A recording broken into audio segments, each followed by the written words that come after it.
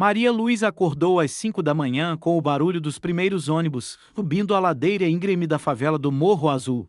Aos 17 anos, ela havia se acostumado com essa rotina. Acordar cedo, ajudar a mãe Conceição com os afazeres domésticos e depois correr para o colégio estadual no pé do morro.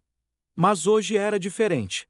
Hoje era o dia da festa de formatura da escola particular mais prestigiosa da cidade, o Colégio Santa Clara, onde ela havia conseguido uma bolsa de estudos integral no último ano.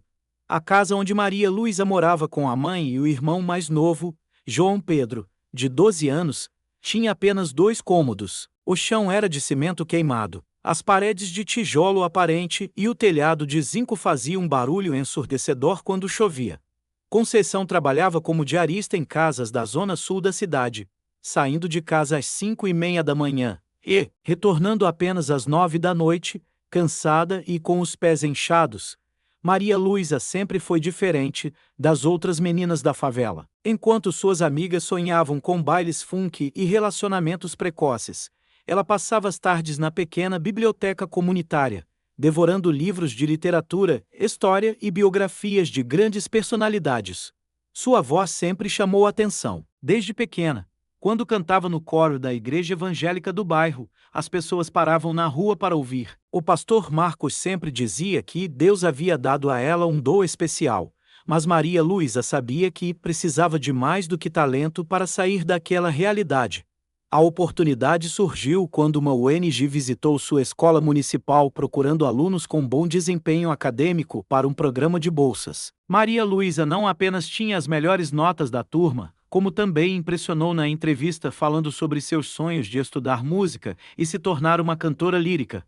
A coordenadora da ONG, doutora Helena Vasconcelos, ficou encantada com a determinação da garota e conseguiu uma bolsa integral no Colégio Santa Clara.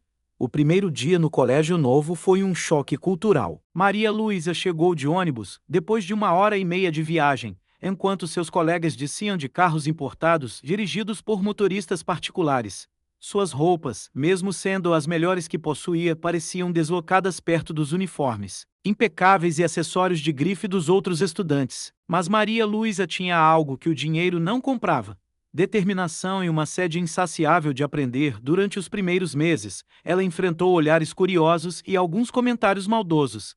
Algumas meninas da turma, lideradas por Fernanda Albuquerque, filha de um empresário do agronegócio, faziam questão de destacar as diferenças sociais.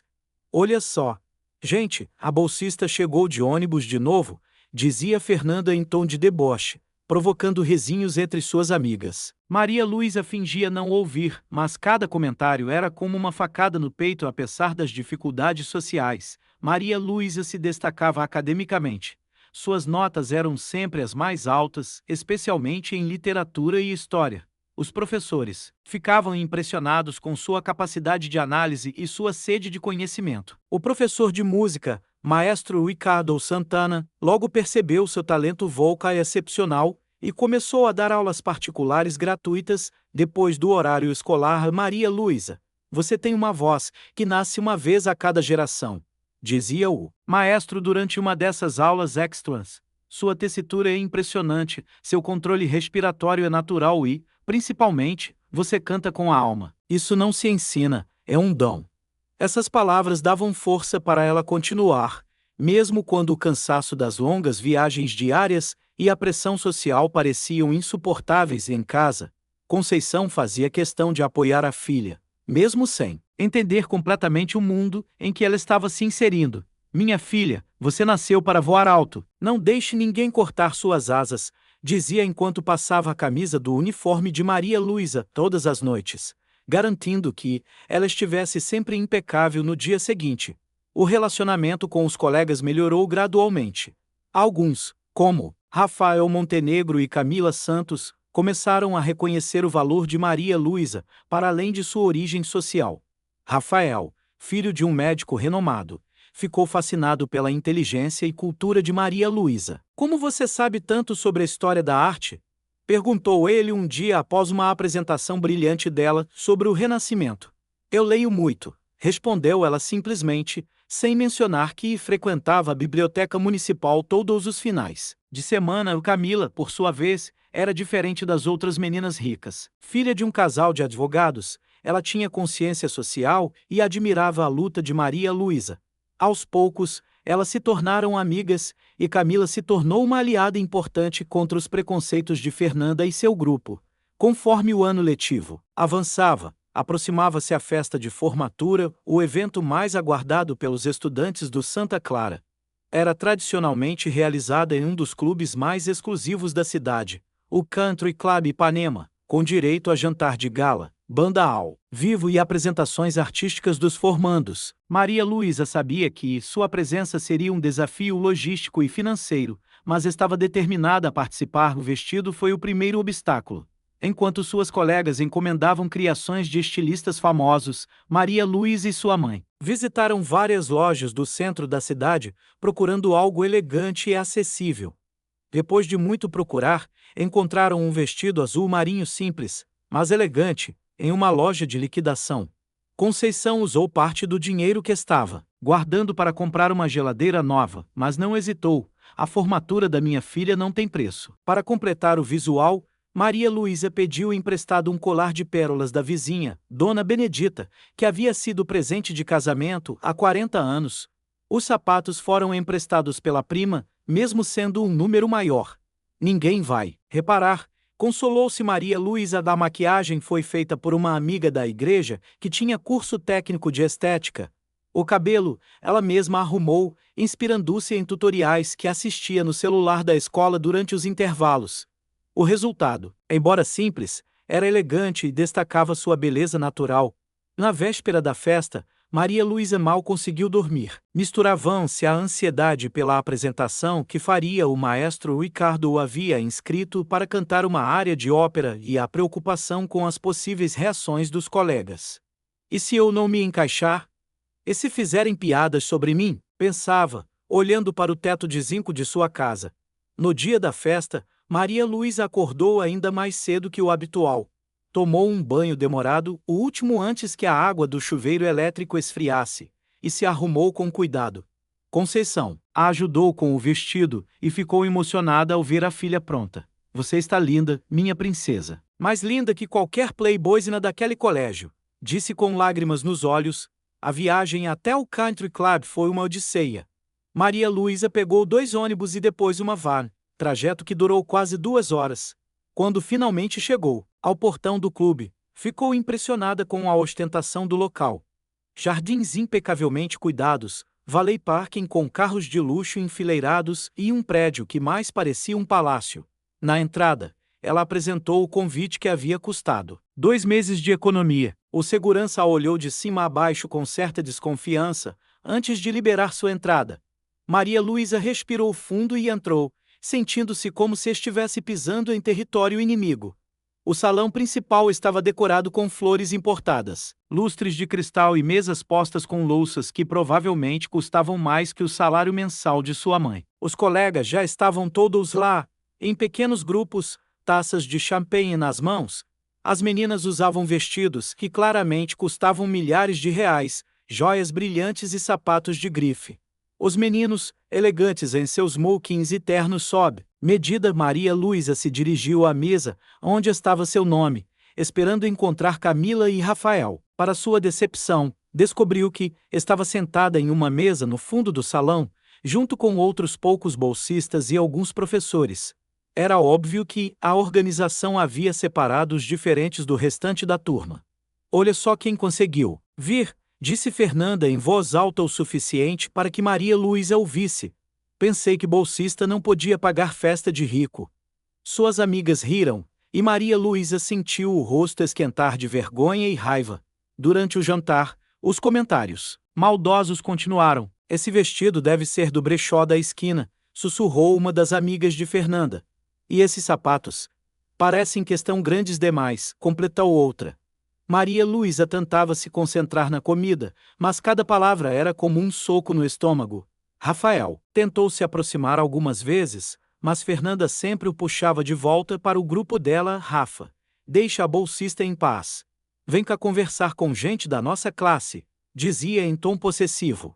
Camila, que estava em outra mesa com a família, apenas acenou de longe, sem coragem de enfrentar o grupo dominante. A situação piorou quando começaram as apresentações. Fernanda abriu com uma dança contemporânea, que havia ensaiado com um coreógrafo particular. Recebeu aplausos educados. Em seguida, foi a vez de Bruno Carvalho, filho de um empresário do petróleo, que tocou piano. Novamente, aplausos corteses. Quando chegou a vez de Maria Luísa, o maestro Ricardo a apresentou. Agora, temos a honra de ouvir nossa aluna Maria Luísa, que interpretará a Ave Maria de Schubert. Houve um silêncio pesado no salão. Alguns pais sussurraram entre si, claramente curiosos sobre quem era essa garota, que eles não conheciam. Maria Luísa subiu ao palco improvisado com as pernas trêmulas. O vestido simples contrastava com a grandiosidade do ambiente, e ela podia sentir os olhares julgadores da plateia. Por um momento, pensou em desistir, em sair correndo daquele lugar, onde claramente não era bem-vinda. Mas então se lembrou das palavras de sua mãe. Você nasceu para voar alto. Lembrou-se de todas as manhãs em que Conceição acordava às 5 para trabalhar duro e garantir que ela tivesse essa oportunidade. Lembrou-se do pastor Marcos dizendo que seu dom era uma bênção de Deus. Lembrou-se do maestro Ricardo afirmando que ela tinha uma voz que nasce uma vez a cada geração. O piano começou a tocar a introdução e Maria Luísa fechou os olhos. Quando abriu a boca para cantar, saiu de sua garganta não apenas uma voz, mas uma força da natureza. A primeira nota de Ave Maria ecoou pelo salão com uma pureza e potência que fizeram todos se calarem instantaneamente. Sua voz subia e descia, pelas notas complexas da composição de Schubert, com uma facilidade impressionante. Cada frase musical era carregada de emoção, de vida vivida, de sonhos e dores que apenas quem conhece a luta pode expressar. Não era apenas técnica, embora sua técnica fosse impecável, era alma pura transformada em soul. Os primeiros a ficarem boquiabertos foram os professores de música presentes. O maestro Ricardo, que a conhecia bem, ainda assim se surpreendeu com a maturidade da interpretação. Mas logo a magia se espalhou por todo o salão. Conversas pararam no meio da frase. Garçons interromperam o serviço. Até as crianças pequenas, filhos dos convidados, ficaram hipnotizadas. Fernanda, que segundos antes fazia piadas maldosas, agora estava com a boca aberta, incapaz de acreditar no que ouvia. Suas amigas, que sempre a seguiam em tudo, estavam igualmente chocadas. Como era possível que a bolsista que elas tanto menosprezavam possuísse um talento tão extraordinário? Os pais, inicialmente céticos, começaram a se inclinar para a frente em suas cadeiras, completamente absortos pela apresentação. Dr. Albuquerque, pai de Fernanda e conhecido por ser extremamente exigente, sussurrou para a esposa. Meu Deus, de onde saiu essa menina? Essa voz é de outro mundo. Conforme a música progredia, lágrimas começaram a aparecer nos olhos de muitos presentes. Havia algo na forma como Maria Luísa cantava, que tocava as pessoas em um nível profundo, visceral. Era como se ela estivesse contando sua própria história através daquela música clássica, a história de uma menina pobre que sonhava grande, que enfrentava preconceitos diariamente, mas que tinha uma chama interior impossível de apagar. Camila estava chorando abertamente, orgulhosa da coragem de sua amiga. Rafael tinha os olhos marejados, finalmente compreendendo a magnitude do que presenciava. Até mesmo os funcionários do clube haviam parado de trabalhar para ouvir. O clímax da música chegou, e Maria Luísa atingiu as notas mais altas com uma facilidade e beleza que deixaram todos sem fôlego. Sua voz ecoava pelos lustres de cristal, pelas paredes decoradas, pelos corações de cada pessoa presente. Por aqueles minutos mágicos, não importava quem era rico ou pobre, quem morava na favela ou na zona nobre. Havia apenas a música, pura e transformadora. Quando a última nota se desvaneceu no ar, seguiu-se um silêncio absoluto que durou vários segundos. Era como se ninguém quisesse quebrar o encanto daquele momento. Maria Luísa, ainda no palco, abriu os olhos e viu 300 pessoas completamente imóveis, absortas no que acabavam de experimentar. Então, começaram os aplausos. Primeiro, tímidos, de algumas pessoas. Depois, mais intenso. Em questão de segundos, todo o salão explodiu em uma ovação que durou vários minutos. Pessoas se levantaram, aplaudindo de pé. Gritos de bravo ecoavam pelo ambiente. Alguns pais, empresários acostumados a controlar suas emoções, tinham lágrimas escorrendo pelo Dr. Montenegro, pai de Rafael e conhecido crítico musical amador, virou-se para a mesa ao lado e disse em voz alta: em 40 anos frequentando óperas pelo mundo, raramente ouvi algo tão tocante. Essa menina tem um futuro brilhante pela frente. Fernanda estava em choque. Toda a superioridade que sentia em relação a Maria Luísa havia desaparecido em questão de minutos. Como ela havia sido tão cruel com alguém que possuía um talento tão extraordinário? Pela primeira vez na vida, se sentiu verdadeiramente pequena e não tinha nada a ver com dinheiro ou status social.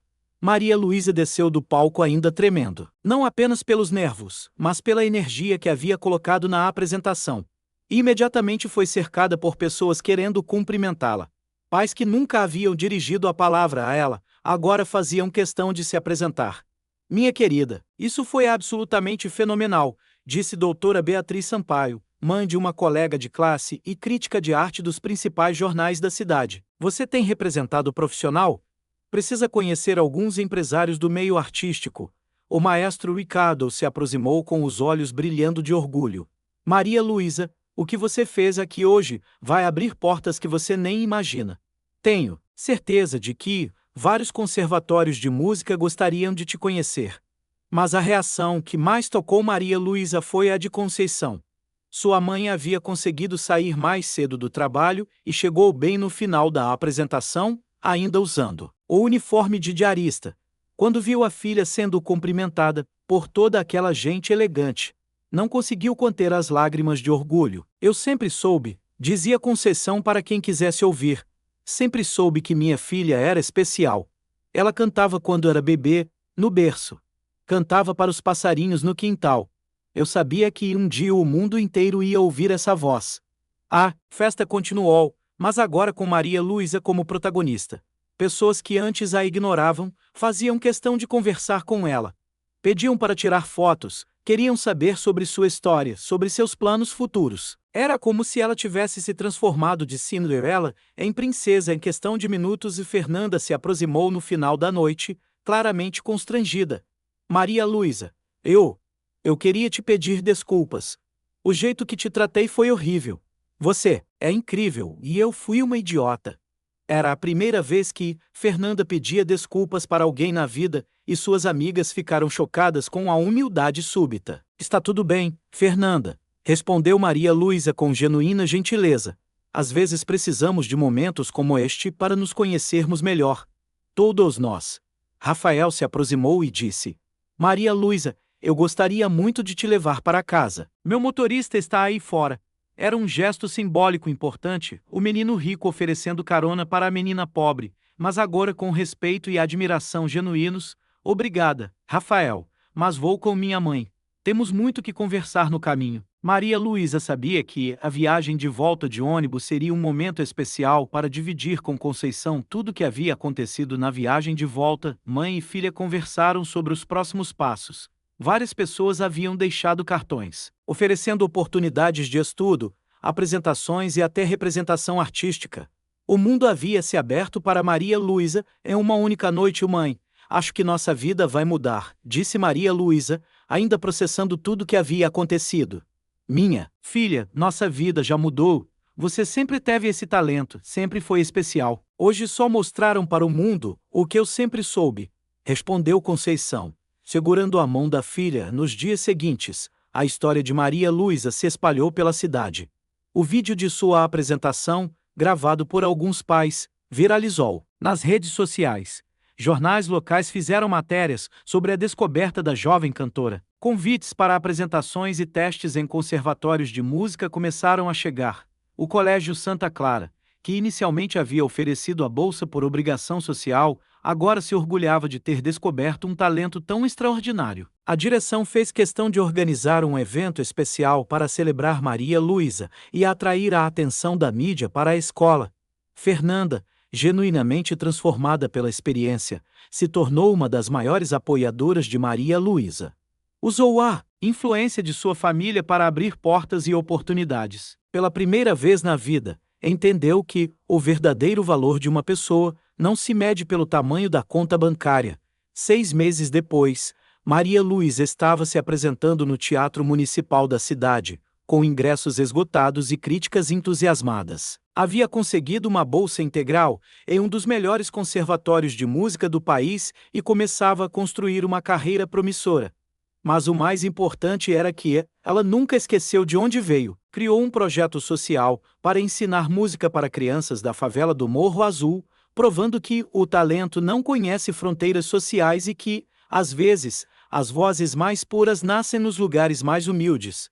A menina, que foi zombada na festa de luxo, havia se tornado a inspiração de toda uma geração, mostrando que o verdadeiro valor de uma pessoa está em sua essência, em seus sonhos e na coragem de persegui-los, independentemente de onde nasceu ou quanto dinheiro tem no bolso. E sempre que alguém perguntava sobre o segredo de seu sucesso, Maria Luísa respondia com um sorriso: "Minha mãe sempre dizia que eu nasci para voar alto. Só precisei ter coragem de abrir as asas."